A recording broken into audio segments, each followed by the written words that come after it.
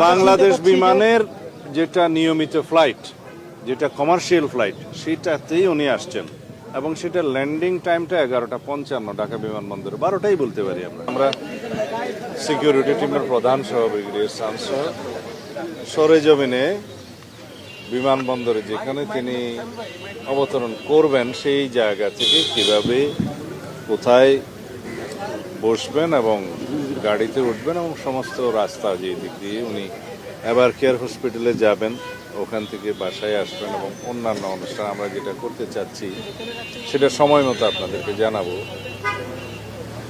সেগুলো সরেজমিনে আমরা একটু পরিদর্শন করে এবং সংশ্লিষ্ট সকল কর্তৃপক্ষের সাথে একটু সমন্বয় করতে গিয়েছিলাম। আর নিরাপত্তার বিষয়টি আলাদাভাবে সরকারের সংশ্লিষ্ট মহলের সাথে সব বিভাগীয় প্রধানদের সাথে আমাদের নিরাপত্তা টিমের যিনি প্রধান এবং অন্যান্য সদস্য আছেন তারা সমন্বয় করছেন বেশ কয়েকদিন থেকে। সরকারের পক্ষ থেকে আমরা বেশ সহযোগিতা পাচ্ছি এবং আমরা সারা দেশের আমাদের সমস্ত জেলা পর্যায়ে, উপজেলা পর্যায়ে, ইউনিয়ন পর্যায়ে পর্যন্ত আমাদের সকল সংগঠনের, বিএনপি সহ সকল অঙ্গ সংগঠনের সকল নেতা কর্মীকে আমরা ইনস্ট্রাকশন দিচ্ছি কিভাবে তারা 24 তারিখের রাতের মধ্যে অথবা 25 তারিখের সকালের মধ্যে তারা আমাদের প্রিয় নেতাকে স্বাগত জানাতে ঢাকায় আসবেন। এর মধ্যে সারা দেশের সমস্ত জনগণের মধ্যে ব্যাপক উৎসাহ উদ্দীপনা আছে। দীর্ঘ 17 বছরের কষ্টের নির্বাসিত জীবন শেষে আমাদের এই দেশের গণতন্ত্রের রক্ষা কবচ, আমাদের আগামী দিনের, আগামীর বাংলাদেশের যিনি নেতৃত্ব দেবেন ইনশাআল্লাহ, তাকে এক নজর দেখার জন্য আমরা গণতন্ত্র অবমুক্ত করতে পেরেছি। ফ্যাসিবাদের বিরুদ্ধে সংগ্রাম করতে করতে এই ফ্যাসিবাদ বিরোধী রাজনৈতিক সংগ্রাম, গণতান্ত্রিক সংগ্রামের সুদীর্ঘ 16-17 বছর তিনি নেতৃত্ব দিয়েছেন আমাদের।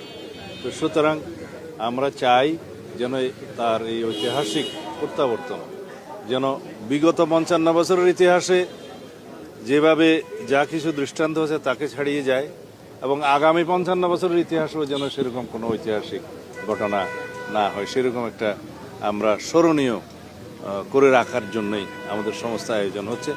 আশা করি সারা দেশের মানুষের জন্য অপেক্ষা করছে। আপনাদের সকলের সহযোগিতা প্রয়োজন।